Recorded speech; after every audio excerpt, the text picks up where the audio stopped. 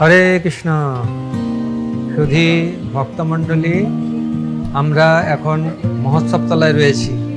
আপনারা দেখতে পাচ্ছেন রঘুনাথ দাস গোস্বামী তিনি নিত্যানন্দ প্রভুর কৃপা প্রার্থনা করবার জন্য উপস্থিত হয়েছেন।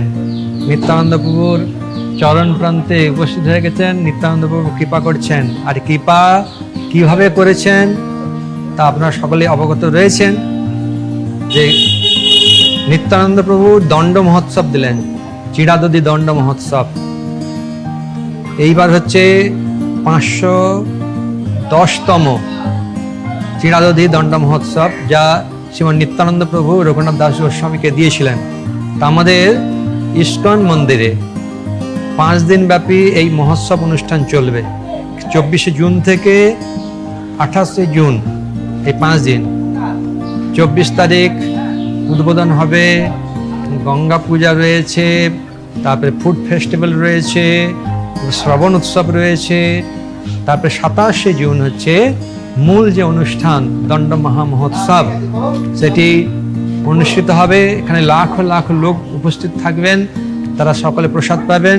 তাই আপনিও আপনার বন্ধু বান্ধব আত্মীয় স্বজন সুপরিচিত সকলকেই নিয়ে এই মহোৎসবে অবশ্যই অংশগ্রহণ করুন এবং শ্রীমান নিত্যানন্দ প্রভুর ও রঘুনাথ দাস গোস্বামী ভক্তবৃন্দের কৃপা লাভ করুন।